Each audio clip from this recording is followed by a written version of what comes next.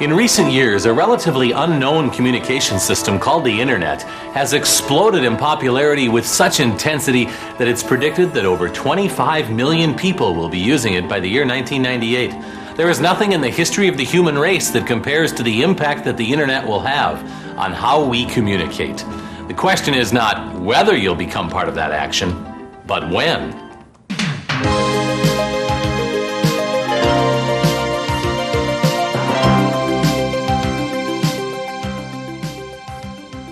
Hello, my name is Scott Reynolds. Welcome to Discovering the Internet. In this tutorial, we'll take a look at the differences between the Internet and the World Wide Web. The differences between commercial online services such as the Microsoft Network, Prodigy, or America Online, and the Internet. How to get connected to the web. How to use something called a web browser to navigate the web. What a web page is. And how to search, locate, and download all types of files, from information files to video and audio files.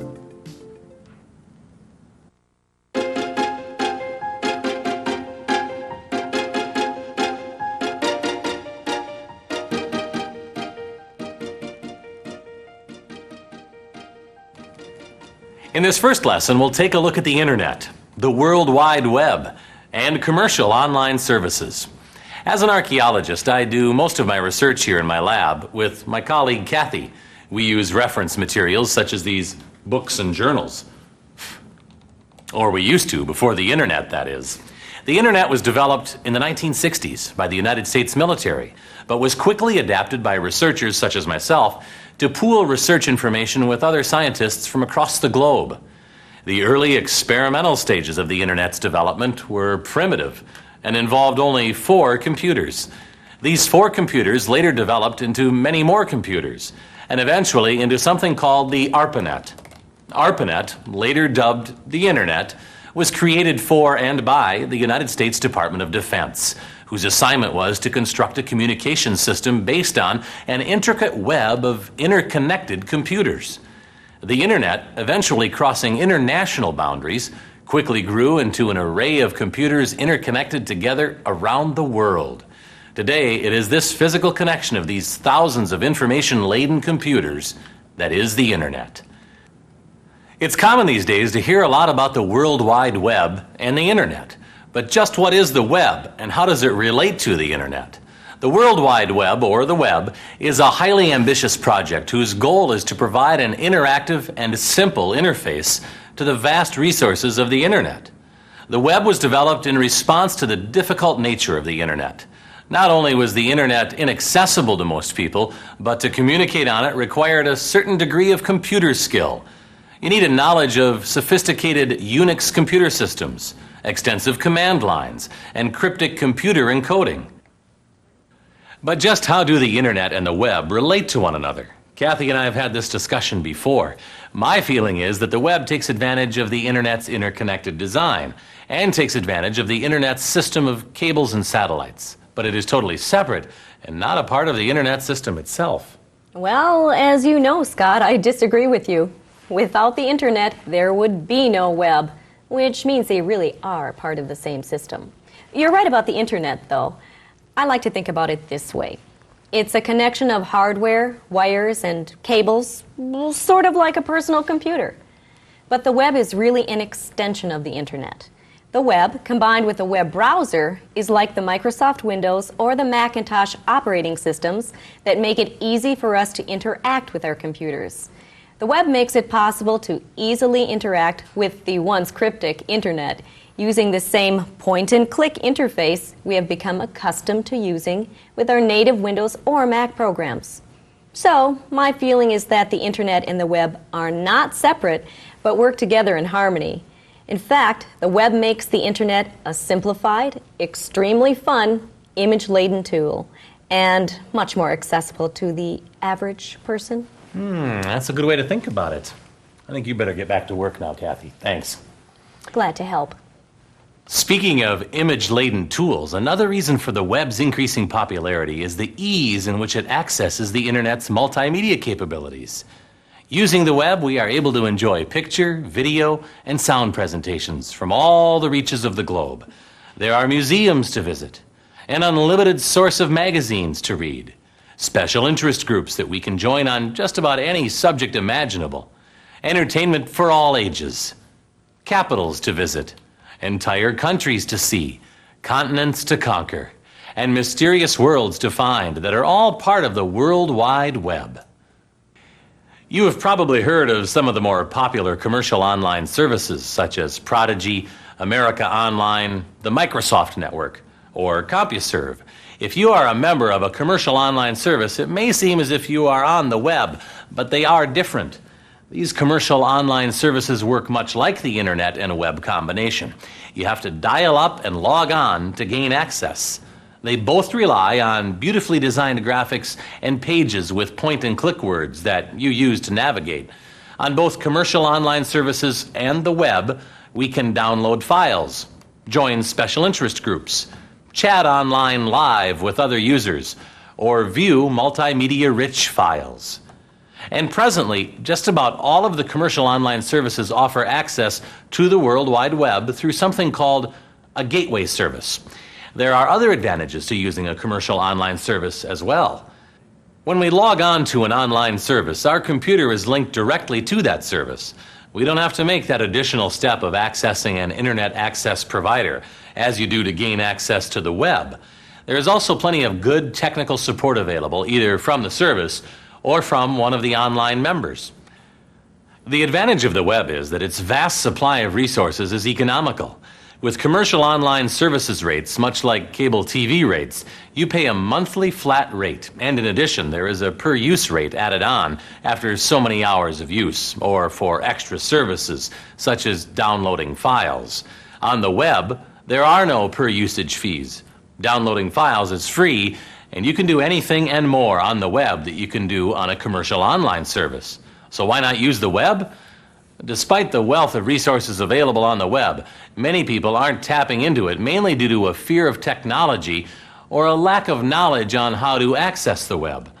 By the time we finish this tutorial, you will possess the knowledge and skills necessary to tackle many of the mysteries the web has to offer.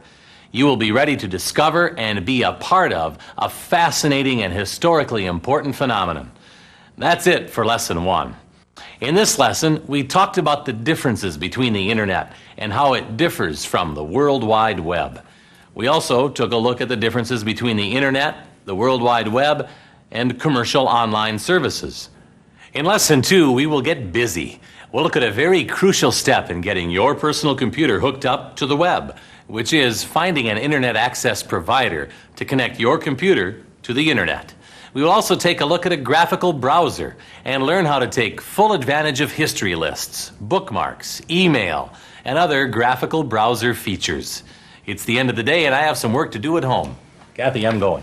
Oh, Scott, I've decided to take tonight's flight home. Would you mind giving me a ride to the airport? Well, I don't know.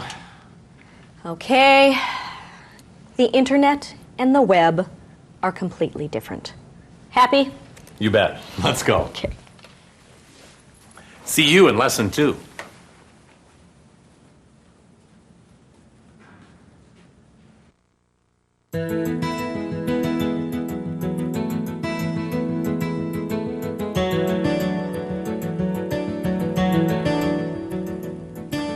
You know, I love working with Kathy, even though we do get into some pretty serious debates. Thing is, she's usually right.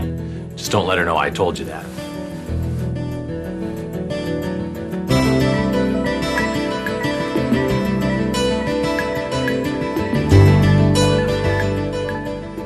Because the internet can be accessed from any location with a standard telephone line, I do a lot of my work here in my home office. In Lesson 2 of Discovering the Internet, we are going to learn how we can get connected to the World Wide Web over your personal or home office telephone line. We'll also learn how to use something called a web browser to navigate the web. In order to gain easy access to the web, there are 3 basic items that we'll need to have: a computer with a modem, a connection to the internet through an internet access provider, and a browser that allows us to interact with the web. Finding the right computer is fairly easy. Just about any computer we purchase or own today would be more than capable of accessing and navigating the web. However, what type of modem we use is much more critical. Let's talk about computer modems.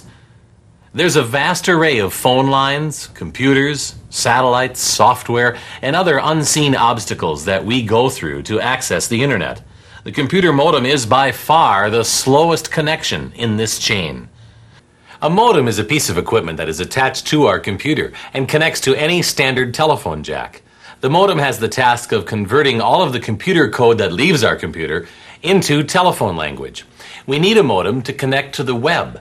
How fast our modem can convert information between the web and our computer will determine whether we have to suffer long, excruciatingly slow jumps between web pages, or whether we have the ability to leap around continents with lightning speed. Modems come available in several different speeds or baud rates, 1200 baud and lower, on up to 28.8. The baud rating on a modem indicates how fast it can transfer data. The slowest speed we should consider for navigating on the web is a 14.4 baud modem. Anything below that speed will still work, but is probably much too slow. It's kind of like waiting for a slower dot matrix when you are used to a laser printer. If possible, get a 28.8 modem. Faster modems don't cost all that much more, and for most web browsing, it's well worth the investment. Now, maybe you're not the technical type or have neither the desire nor the time to figure out computers and baud rates and stuff like that. Well, most people don't. That makes spending the time looking for a good full-service internet access provider an important first step. An internet provider can help to select the appropriate computer and modem, but more importantly, can properly connect your computer to the web. Let's take a closer look at why we need an internet access provider and how to find the right one for our needs. If you own a computer already, or even if you don't, you are probably aware that there are many different computer formats, and most are not compatible with each other. An internet provider is designed to get these incompatible systems to work in harmony and communicate effectively within the environment of the internet. They are the computer language interpreters of the internet. There are several computer language interpreters, or protocols, that internet providers use. SLIP, CSLIP, or the most current PPP, meaning point-to-point protocol. PPP is likely to become better supported and more popular than SLIP and CSLIP in the future. However, currently more software and internet access providers support SLIP and CSLIP.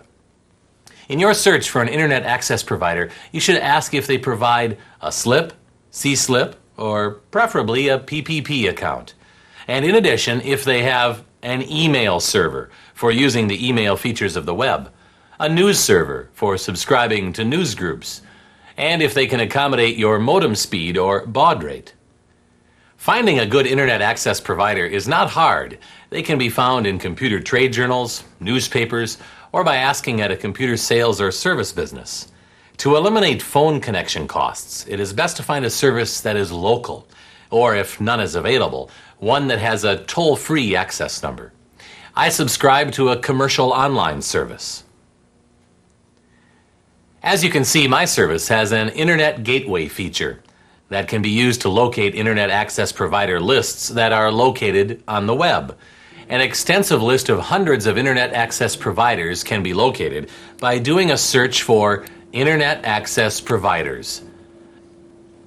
We'll talk about searching the web with web searching tools later in this tutorial. Having access to the internet is only half the journey to getting on the web. Once we have made the physical connection, we need to have a graphical browser, or as it is usually called, a web browser. A web browser creates the point-and-click environment that makes the web so easy to use. Like Kathy mentioned earlier, a web browser is like a Windows or Macintosh operating system. It allows us to interact with our computer in a user-friendly way. Earlier today, I saw an interesting photograph on the web, and I would like to get a copy of it and share it with Kathy. I'll sign on, take a look at some of the features of a popular web browser, and at the same time, download that photograph to my computer. I close out of my commercial online service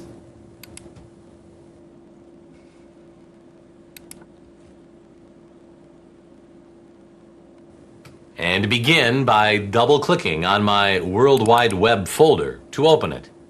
I am using the Windows 95 desktop. Your operating system may look and function differently.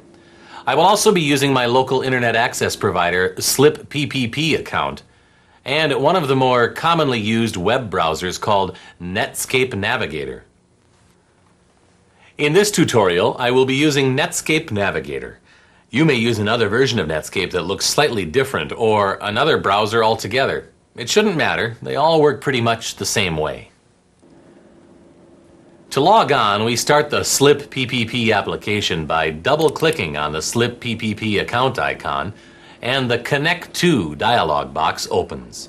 My user name and password information are already entered, so I click on the Connect button, and the Internet Access software uses a script to dial the Slip PPP access number of my Internet Access provider. The modem dials out,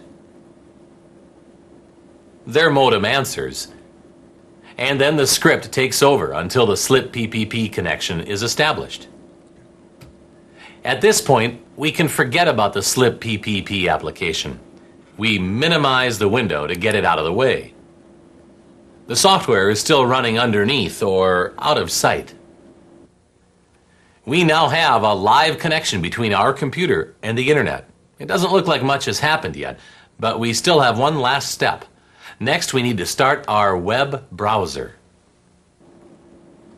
We double-click on the Netscape Navigator icon. In a few moments, Netscape opens to the Netscape homepage and waits for us to begin our web session.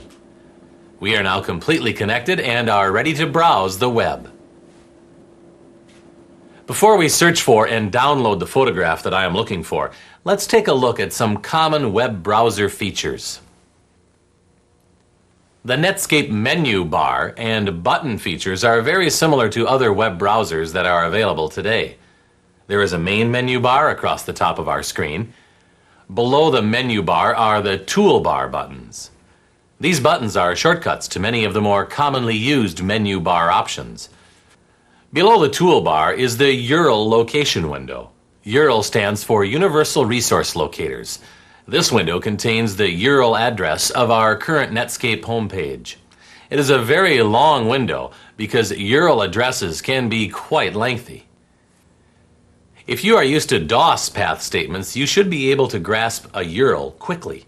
There is a wealth of information contained in a URL address, and they are easy to read. We'll discuss URLs in more depth in a moment. Below the URL window are a series of directory buttons that are very helpful when you first start using the web. Most of these options are also available inside the directory menu, on the menu bar. To the right of the URL window is an image of an N resting on a globe. This is an activity indicator. When we click on one of the blue words located in a web page, the indicator becomes animated, telling us that Netscape is still performing our last request. An animated activity indicator is like the music that we hear while waiting on hold on the telephone. It's saying, please hold a moment while I perform your last request. And yes, you are still connected. The large viewing area below is where web pages are displayed. A web page usually gives you information about the person or organization that created the page. The web page is the key component to the interactive nature of the web. A page can be adjusted both horizontally and vertically by either clicking on the scroll bar arrows or by clicking and holding the scroll bar itself. A highlighted word in a web page is a hypertext word. We place our cursor over the word download. As we place our mouse over a hypertext word, the progress bar at the bottom of the screen displays the location we will go to when we click on the hypertext word. We click on the word download. The progress bar displays connect, file transfer, and other browsing information, and then the Download Netscape software window opens. To the right of the progress bar is the thermometer bar. This is a different kind of activity indicator. We click on the hypertext word Unix. The thermometer bar gives us an idea of how long our request will take. The broken key to the left of the progress bar becomes an unbroken key when we have accessed an encrypted document. A document that has been encrypted prevents others from accessing any sensitive information we may enter into a web page, such as a credit card number. Security was one of the principal concerns of the Internet when it was first developed by the military. The increased popularity of the web's shopping and banking opportunities has made security a major issue again. Let's continue our tour by getting a little more specific and taking a closer look at a URL address. A URL is a universally agreed upon set of rules of syntax that specify where a resource can be found. Understanding how to read a URL can provide important clues as to whether you are looking for information on the Internet, on the web, or somewhere else. I already know the URL address of one of my favorite archaeological research locations, so I will enter it directly into the locator window. To activate the locator window, I click on it once to highlight it. I type http://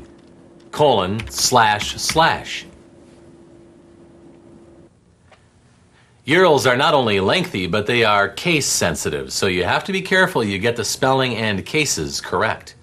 The HTTP in the URL address stands for Hypertext Transport Protocol. URLs that begin with HTTP are web resources.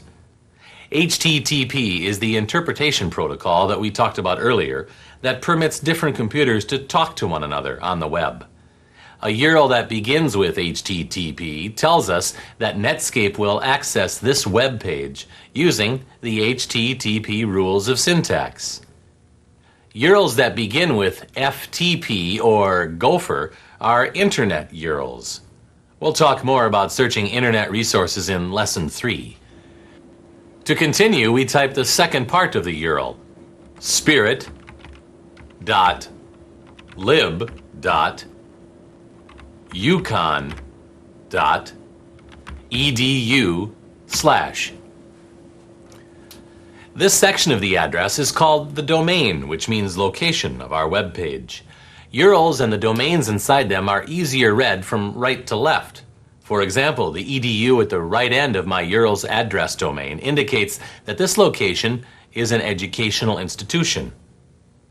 A .com would indicate a commercial organization.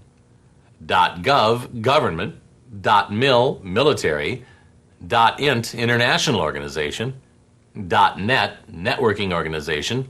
And .org, nonprofit organization. There are many international names as well. An AU added to the end of a URL address would indicate an educational institution located in Australia. Now we type the third part of the URL, arcnet/. And finally, arcnet.html. This URL address is saying, using HTTP protocol, let's go to the computer called spirit.lib.yukon.edu. This computer is at an educational facility located at the University of Connecticut on a computer named Lib. When there, open a directory called Spirit. Then when we get there, open the directory ArcNet and access the document arcnet.html. Forward slashes in a URL address represent a clear hierarchy. Once you understand them, they are as easy to read as a postal address. Email addresses provide the same information. My email address says that I subscribe to a networking organization. My computer server is called Min, and my messages are posted in a folder called Reynolds.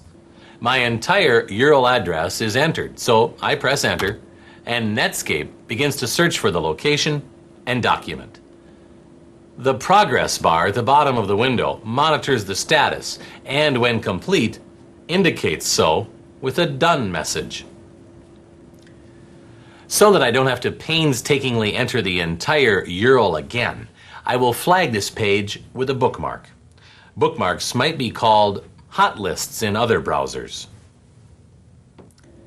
On the menu bar, we select Bookmarks and then select the Add Bookmarks option. It didn't seem like much happened. We select Bookmarks on the menu bar again, and we see that our page has been flagged. We talked about hypertext words earlier.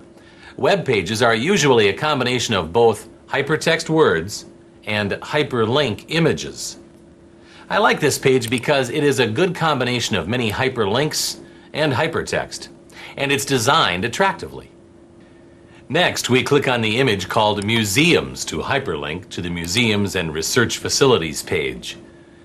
This is another attractive page with plenty of information. Let's flag this page as well. We click on Bookmarks on the menu bar and then select Add Bookmarks. We grab the scroll bar and scroll down the list until we find the Museum of Paleontology at Berkeley. We click on the Museum of Paleontology at Berkeley line.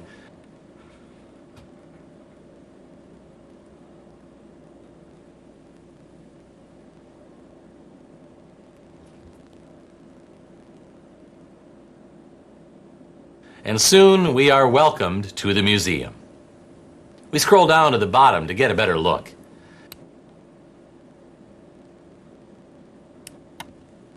As you can see, hypertext words are always highlighted, but they are not always blue. Sometimes you have to take your mouse and wander around to find hidden hyperlinks. Before we go, we add this page to our bookmarks as well. I already know that the Subway hyperlink contains a map of many interesting resource locations. Let's go that way. We click on Subway. Netscape connects, and we are now welcomed to the subway. We scroll down to see the map better. The subway is one of many searching aids that you will run across on the web. I like this one because it specializes in archaeological resources. We click on the Other Collection Catalogs to go to that location.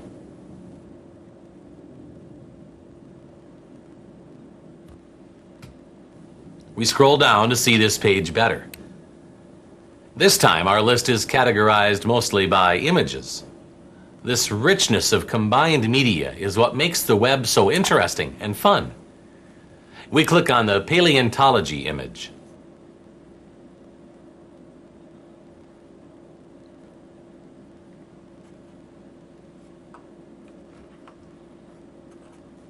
This brings us to the University of California's Museum of Paleontology web page. We can see that this is a vast source of information. Let's put this location in our bookmark also.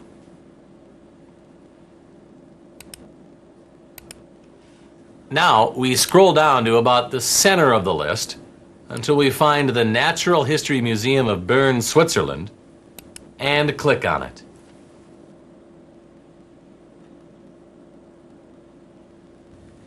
You didn't even notice it, but we just crossed into Switzerland. My humble computer is directly linked to the Natural History Museum of Bern, Switzerland, and all of its resources. Now we scroll down to get a better look. In the Departments category, and under Paleontology, we click on Overview.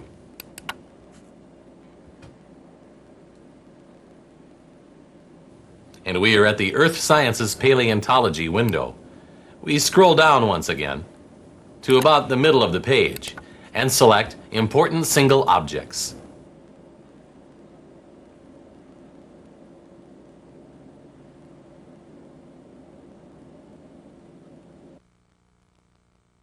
Let's bookmark this page also. We click Bookmarks and select Add Bookmark. We scroll down one last time to the center of the page and we have found our image.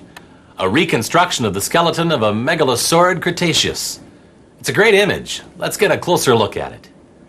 We click on the left image and we see it full screen.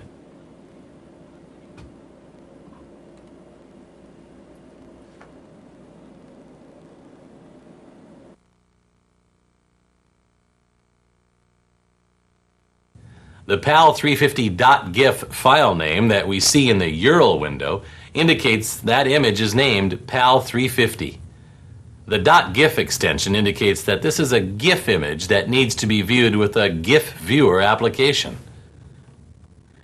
On the web, a viewer application is called a helper app. Helper apps are needed to view photos, listen to sound, and watch a video. We will take a look at helper apps later in this tutorial. Right now, I want to save this image to my hard drive so that I can refer to it later when I am off the web. On the menu bar, I click on the File menu and select the Save As option.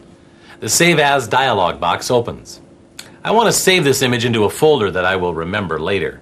In Windows 95, I can do this in the Save As dialog box. I click on the Create New Folder button and type Dino Images, and then press Enter. I double-click on the Dino Images folder to open it. I want to change the default name of this file. In the File Name box, I drag to select PAL350 and type Megalosaurid, and press Enter to save the image to my hard drive. We just downloaded an image from the web to our computer. It was easy, and as you can see, very user-friendly. We also navigated the web and along the way saved some web pages to our bookmark folder so that we can return to them later. After navigating through a few hyperlinks, you may want to refer back to a previous web page but can't remember where you saw it. One way to accomplish this is by viewing the history list located inside the Go menu. The history list is a complete list of all the pages we visited, displayed in chronological order. To view our history list, we click on Go on the menu bar, and the list opens up. The recently accessed documents are displayed with the top being our most recent location. A check mark helps to indicate our present location. We close the Go menu and use the Back toolbar button to toggle backwards through our history list, one page at a time. We click on the Go menu again, and our check mark has changed to reflect our new location. We click on the GIF image and return to the photograph we downloaded earlier. To get a history list that contains URL address information, we click on the Window menu and scroll down to select the History option. In the History window, we can grab the scroll bar to view a URL better. We'll close this box. When we end our web session and close down the Netscape program, all of the history information will be permanently erased. The history list is sort of the short-term memory of web navigating. We bookmark pages that we want to return to during different sessions. As we cruised the web, we permanently saved a few of our more interesting web pages to our bookmarks file. Now let's go back and create a file for our favorite museum bookmarks and call it Museums. First, we click on Bookmarks on the menu bar and click on the ArcNet www bookmark. Netscape takes us back to the ArcNet webpage. We click on Bookmarks again, but this time we select the Go to Bookmarks option. The Netscape Bookmarks dialog box opens up, and we see our bookmarks displayed inside a folder that Netscape has automatically labeled Scott Reynolds Bookmarks. Netscape automatically installed my name from my email address information in my Preferences menu.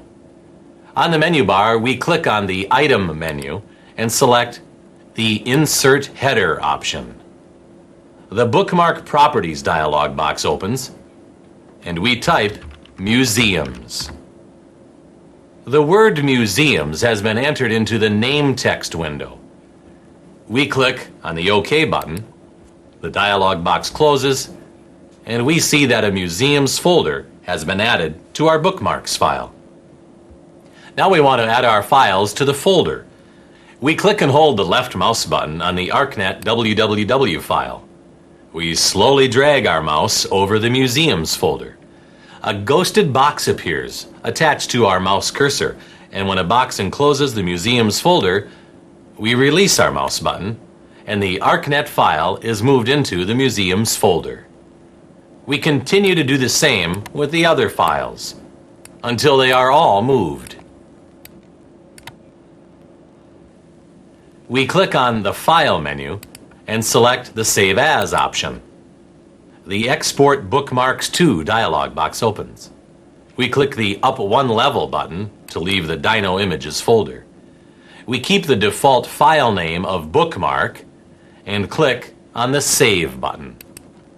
We select the File menu and select Close to return to the main screen. Now we click on the Bookmarks menu and scroll down to the Museums header. When the Museums header is highlighted, we see that our bookmarks are now filed in an easy-to-find and logical order. Navigating with bookmarks is an efficient way to keep track of your web page treasures, but categorizing your bookmarks into easily recognizable lists helps you to keep your sanity from an overwhelming maze of hyperlinks. Now let's take bookmarking one step further. Let's create a page that contains our bookmarked list of favorite places. We open the File menu and select the Open File option. We double-click on the bookmark file. Our bookmark file opens and looks like a web page with a header and subcategories. We click on the ArcWWW hypertext word, and we are hyperlinked to our web page. Click on the Back button, and we move back again. This is not an official web page that other people can access. It is completely private. When we exit Netscape, this page will be deleted. However, our bookmarks will still be there. Another important feature of a browser are its options and preference settings. The Options menu provides several features in which we can configure the look of our browser. In the Options menu, we can also set up our browser for email and newsgroup messaging. Let's take a look at some of these preference settings in the Options menu. We click on the Options menu and select the General preference. The Preference dialog box opens up. Inside the Appearance, Fonts, Colors, and Images folder tabs, we can find several features that we can use to configure the look of our screen. We click on the Bookmarks tab. Here we can change the destination location where Netscape will automatically store our bookmark files. The Helper Apps tab is an extremely useful feature. You can install helper applications to specific files that you wish to download. For example, Netscape was able to view and download our Megalosaurid image earlier because it was a GIF image file. Netscape comes with a GIF image viewer. The same would be true with JPEG images. We don't have a TIFF image viewer installed in Netscape as indicated by the Ask User prompt. In order to view a TIFF image file, we would have to find a TIFF image viewer somewhere on the web, download it, decompress it, and install it here in the Helper Apps folder. Helper apps are there to accommodate the wide variety of video, sound, and picture files that are on the web.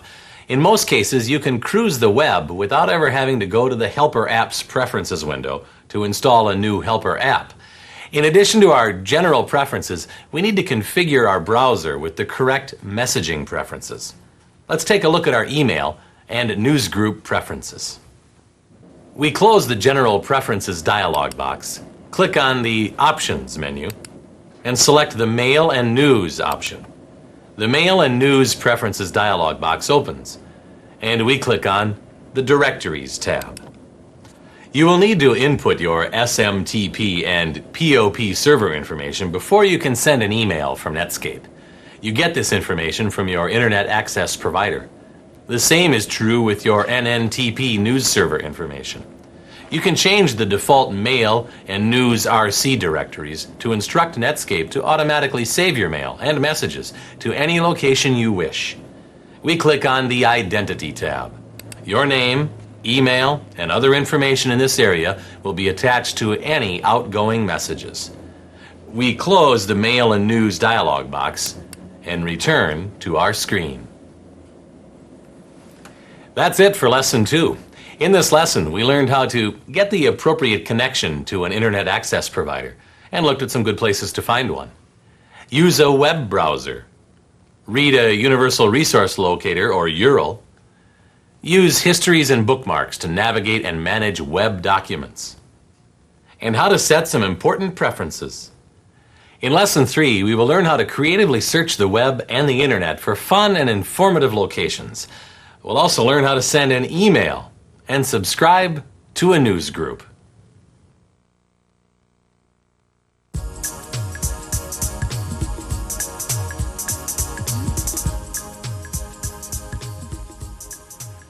Searching for that hidden piece of information on the web can be pretty easy if you understand how to look for it. There are 3 basic ways to search the web. First, we can just follow a chain of hypertext strings until you find something interesting like we did earlier. Second, we can search by geographical region. A good location to save in your bookmark list is a web geographic search page called CityNet. CityNet will help to find information about cities throughout the world. Sometimes you can find guides to tourist locations, information about cultural events, maps of bus lines and subways, and even pictures and music. To get to CityNet, I block out the entire URL up to http:// and type the domain name www.city.net and press enter. This takes me to the CityNet web page. I visit France occasionally and will be visiting Bayonne, France next month. Let's see if we can find any interesting information on Bayonne. I click on France and I'm in luck. There is a category labeled Bayonne. I am also interested in the North Basque region, so I click on its hypertext word.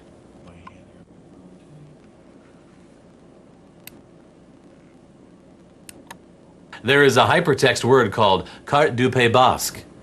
We know that this file is a picture file because, like the dinosaur image we downloaded earlier, it has the GIF image file extension. We scroll down to see the rest of the page. The La Musique selection looks interesting. We click on La Musique and scroll down to the bottom of the page. I don't speak French, but these icons seem to suggest that these are audio files. Let's download one and listen. We double-click on the bottom file, and Netscape automatically downloads an audio file. This is where having a faster modem comes in handy. Audio and video files are very large and can take some time to download. After a while, it's finished downloading, and Netscape automatically plays the file. I can use the controls to rewind, replay, or stop this sound file. Let's take a look at another geographical searching tool called the Virtual Tourist. The Virtual Tourist contains information about websites for many countries, in addition to general information for each nation. To get to the Virtual Tourist, I drag to select the text and type wings.buffalo.edu/WORLD/ Press enter, and the Virtual Tourist web page appears. We scroll down to look at the map.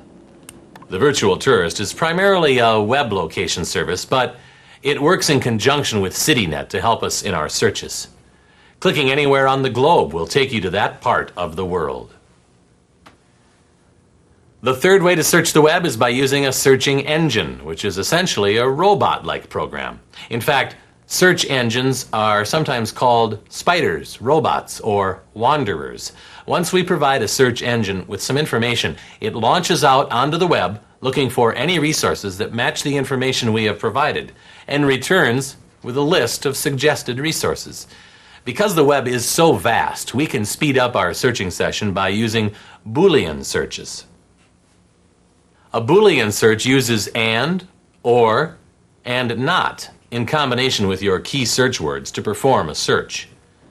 We begin our search by clicking on the Net Search button on the directory toolbar in Netscape.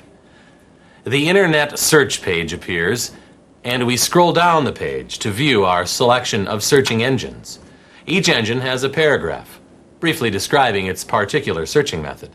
I want to look for dinosaurs in North America. Let's begin with the InfoSeek search engine. We type dinosaurs and North America and press enter. In a few moments, the search engine verifies my search for dinosaurs and North America and displays the first 10 of the 100 resources that it found that contain the words dinosaurs and North America. We scroll down and click on the first selection, Early Dinosaur Discoveries in North America. The web page appears, and it's exactly what I was looking for. This document contains more information about the Megalosaurus. It will go well with the image we downloaded earlier. To flag this image, we select Bookmarks, and then select Add. Had I typed dinosaurs not North America, the Boolean search would have retrieved documents that had the word dinosaurs, but not the words North America. And typing dinosaurs or North America would have retrieved documents that had either word. Each search engine uses its own philosophy on how to search and retrieve information. It's a good idea to try 2 or 3 different engines. You'll see that each search brings back differing responses. Spend a little time learning how setting specific parameters to your search can make searching the web much more productive. Every serious search should always include both the web and the internet. The marriage between multimedia and the internet spawned the popularity of the World Wide Web. With the tremendous hypermedia attractions of the web, is there any advantage to searching for resources on the less exciting, non-graphical internet? Well, the answer is definitely yes. With all its popularity, the fact is, the web is still more sizzle than sauce. Compared to the vast pool of resources that are still accessible only through the internet, the web only scratches the surface. If we don't extend our searching areas beyond the web, we are severely limiting our searches. Gopher is the most common internet searching method. Gopher is really the predecessor to the web. It's just not as interactive. Let's take a look at Gopher. We click the Net Search button in Netscape.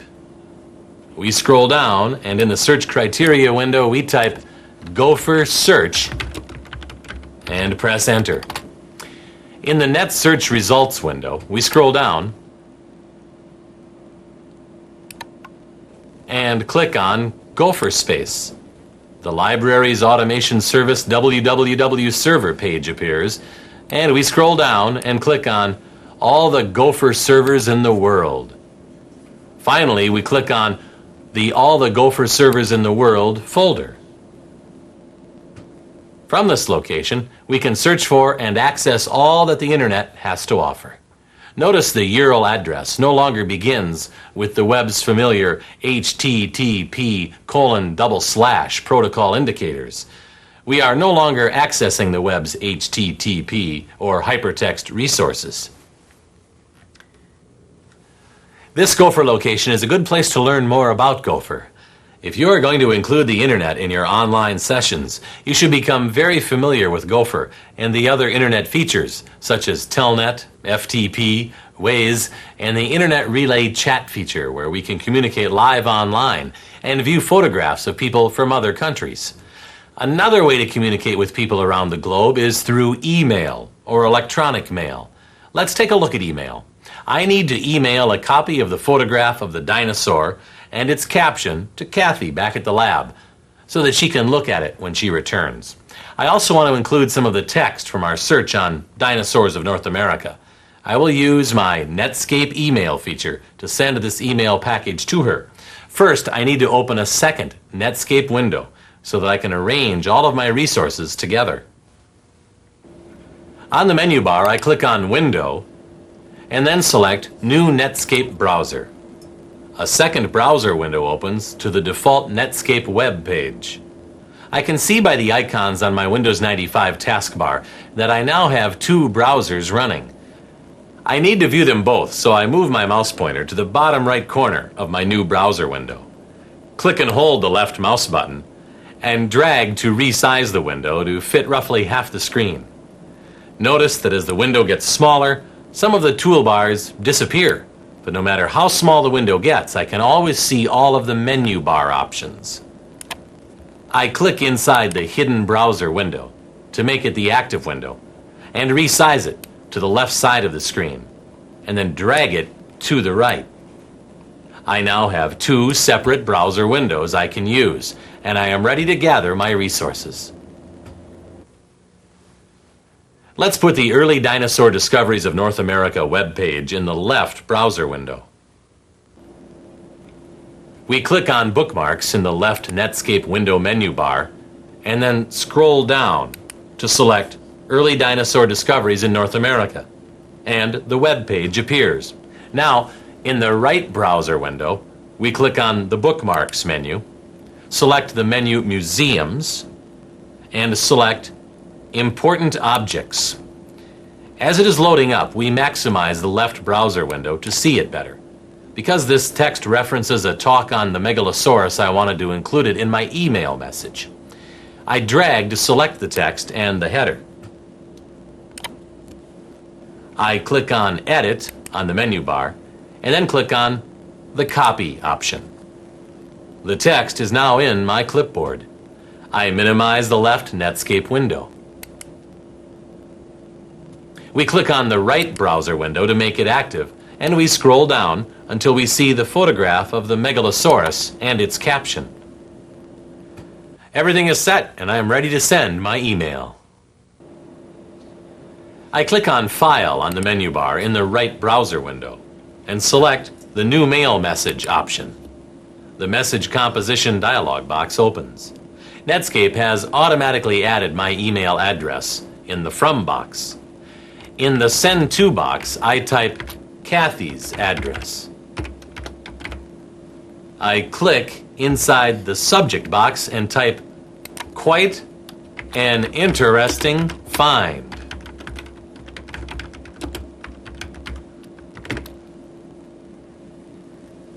Now I need to find the photograph that I had downloaded to my computer and attach it to my email. On the toolbar at the top of the screen, I click on the Attach button, and the Mail News Attachments dialog box opens. I click on the File Radio button and click on the Browse button. Then I double-click on the Dino Images folder and then double-click on the Megalosaurid file. The string of commands inside the File window tells Netscape where to find the file on my computer. I click on the Attach button. The Mail News Attachments dialog box closes, and my GIF image file is attached to my email. I click in the text input window and type, "Hello, Kathy. This is the information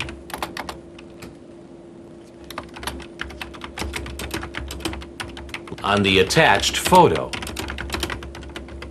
Let's discuss this next week when you get back. Scott." And press Return. I click in the message composition window where I want to insert the text, right-click my mouse inside the window to open the shortcut menu, and select Paste. Our mail is ready to send. I click on the Send button on the menu bar. My message and its attachments are sent. I close the message composition window. I don't need both browser windows, so I click on the Close button for the left window and click on the Maximize button in the right window. Another method of sending and receiving information is through a newsgroup. A Usenet newsgroup is a vast assembly of electronic discussion groups that communicate through email on just about any topic under the sun. When you find a subject of interest, you can subscribe to that newsgroup and automatically receive and respond to regular postings. Let's look at some of these special interest groups. On the menu bar, I click on the Window menu and then select Netscape News. The Netscape window opens, and I click on my Internet Access Provider news server to open up the list of news groups to which I subscribe. In the left window, I double-click on the Sci.Archaeology news group. Netscape locates the news group, and in a few moments, I can see a list of posted messages located in the right window. I double-click on the first message, and it appears in the lower half of the news viewing window. I click on the Next button on the Newsgroup window toolbar and advance to the next message. Notice that the previous message is no longer highlighted. This indicates that the message has been read. Messages that drop down and to the right of another message are called threaded messages. Threaded messages indicate a subject that is being discussed based on the original posted message at the top of the hierarchy. We click on the plus sign to close a threaded message path and preserve space. We're done, so we close the Netscape Newsgroup window and return to our web page. We talked about URL and email addresses and how to read one to tell where a particular resource is located. Newsgroup addresses are read the same way, but the address does not give us a location, but rather a very specific topic. For example, an address that begins with comp would be a newsgroup that discusses computers. Rec, short for recreations, discusses hobbies and sports. Sci likes to discuss science. Talk is a no-holds-barred controversy group, and so on. This list of newsgroups is vast. Let's visit the Usenet newsgroup world on the internet, where all of the newsgroups are contained.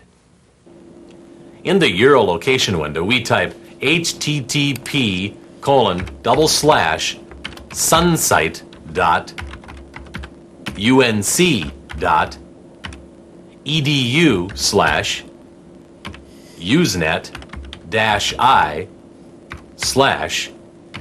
and press enter. That brings us to the Usenet Info Center Launchpad. We have several hypertext options here. We can get help with Usenet, browse Usenet groups, launch a search for a specific group, access the Usenet facts area, and more. One note of advice regarding facts. FAQs stands for Frequently Asked Questions. If you are new to emailing and other forms of electronic messaging, it is highly recommended that you take the time to read the FAQs. There's a unique set of rules in posting and responding to messages that apply throughout the internet. Most people are friendly and helpful, but it's easy to unwittingly offend without some basic electronic messaging skills. Now let's take a look at some news groups.